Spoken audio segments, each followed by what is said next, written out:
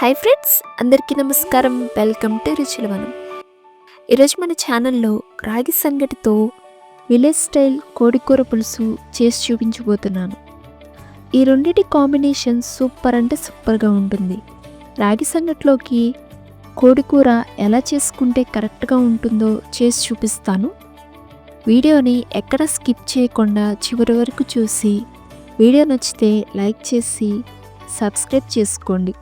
ఇంకా లేట్ చేయకుండా వీడియోలోకి వెళ్దాం రండి.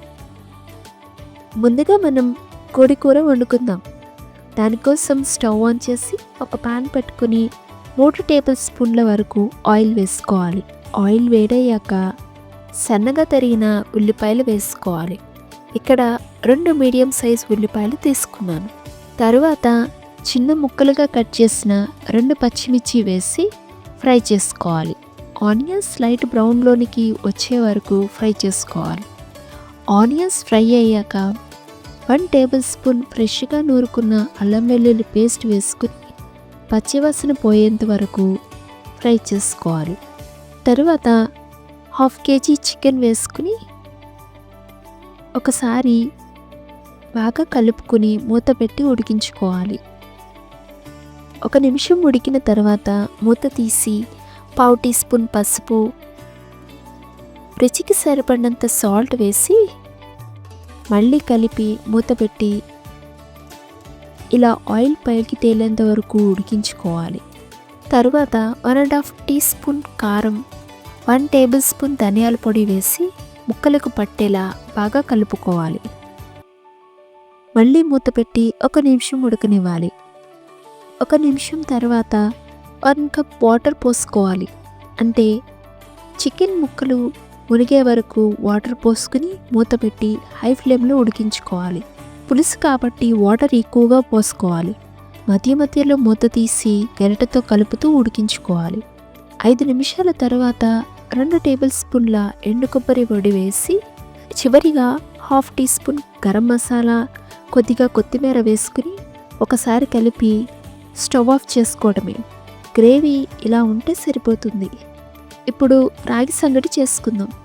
ఒక కుక్కర్ తీసుకుని 1 కప్పు వరకు బియ్యాన్ని తీసుకుని 2 సార్లు శుభ్రంగా కడిగి దానిలో 1 కప్పుకి 3.5 కప్పుల వరకు వాటర్ యాడ్ చేసుకోవాలి.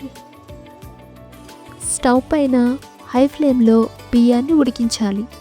అన్నం మెత్తగా అయ్యే వరకు ఉడికించాలి. ఇప్పుడు రుచికి సరిపడినంత సాల్ట్ యాడ్ చేసుకోవాలి. ఇలా మెత్తగా ఉడికాక కూడా కొద్దిగా వాటర్ ఉంటుంది. ఈ స్టేజ్లో ఫ్లేమ్ని మీడియంలో ఉంచి 2 కప్పుల రాగి పిండి వేసుకోవాలి. ఇక్కడ 1 కప్పు బియ్యానికి 2 కప్పుల రాగి పిండి టేస్ట్ సూపర్గా ఉంటుంది. ఇప్పుడు 1 స్పూన్తో ఇలా హోల్స్ చేసి మూత పెట్టి 5 నిమిషాలు ఉడికినివ్వాలి. 5 నిమిషాల తర్వాత మూత ఓపెన్ చేసి ఇలా 1 గరిటెతో బాగా కలుపుతూ ఉండాలి. వాటర్ పూర్తిగా అబ్జర్వ్ అయిపోతే కొద్దిగా హాట్ వాటర్ యాడ్ చేస్తూ లూజ్ అయ్యే వరకు గరిటెతో బాగా మ్యాష్ చేస్తూ కలుపుకోవాలి. ఇలా బాగా కలుపుకున్న తర్వాత స్టవ్ ఆఫ్ చేసి గిన్నెను పక్కకు తీసేయాలి. ఇప్పుడు రాగి ముద్దలను తయారు చేసుకోవడానికి ఒక గిన్నె తీసుకుని దానిలో ఫుల్గా రాగి సంగటి పెట్టి ఒక ప్లేట్లోనికి వేసుకోవాలి. వేడి తెలియకుండా చేతిని తడుపుతూ ఇలా ముద్దలాగా చేసుకోవడమే. చాలా సింపుల్గా రాగి ముద్దలు రెడీ చేసుకోవచ్చు.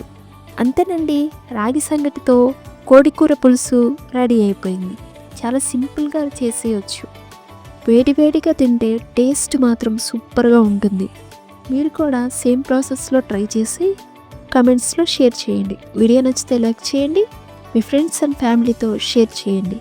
ఇంకా రుచుల వనం ఛానల్ని సబ్స్క్రైబ్ చేయడం మర్చిపోకండి. మళ్ళీ కలుద్దాం ఇంకొక టేస్టీ రెసిపీతో.